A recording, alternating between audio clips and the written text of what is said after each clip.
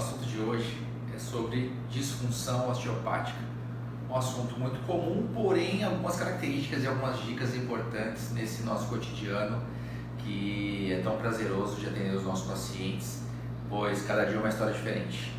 Quando eu falo de osteopatia, eu levo em consideração essa imagem do livro do Sérgio Pauletti, onde mostra a conexão das estruturas, das intercomunicações dos tecidos, e falamos de dois princípios básicos de entender o corpo como um todo, que é a mecanotransdução e também o princípio da tensigridade. Quando falamos de tensigridade, primeiro falamos das interconexões das forças de tensão e compressão para nos manter numa posição de locomoção, de fazer a sua função de forma adequada. A partir do momento que perdemos essa tensigridade em algum ponto, o corpo é tão inteligente que ele busca uma forma de repor essa falta. E por isso que temos que conectar o corpo como um todo e procurar os problemas muitas vezes à distância. Então, por isso que a osteopatia não é uma questão que bate em cima muito do sintoma. Ela quer entender o porquê que o corpo não está funcionando da maneira que precisa. E talvez a causa desse problema esteja em outro lugar, e essa imagem me mostra muito isso. E quando a osteopatia, quando você entra para a correção da disfunção osteopática, você provoca no tecido algumas alterações.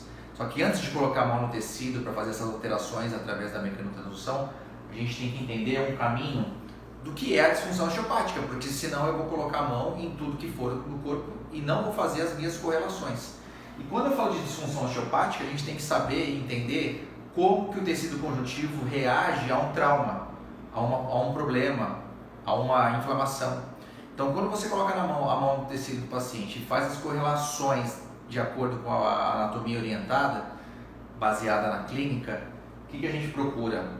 Um local mais denso, um tecido conjuntivo mais densificado, tá? Um paciente que apresenta restrição de mobilidade naquele local e também que apresenta dor, porque se eu buscar locais no corpo inteiro, eu vou achar várias disfunções, porém não encontraremos todas as disfunções osteopáticas. Então, por isso, essas três características são pontos-chave de avaliação para correlacionar com a dor dos nossos pacientes.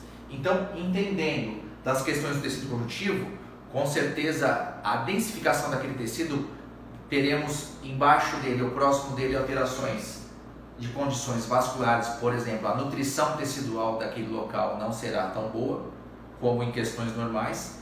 E também eu tenho que levar em consideração que do lado de um vaso eu tenho um nervo acompanhando, e eu também tenho que pensar nas condições nervosas que levam e trazem as informações para aquela região. Então, a disfunção osteopática é isso. Fica essa nossa dica para o dia de hoje. Pensem nisso na hora que estiverem com as mãos nos nossos pacientes.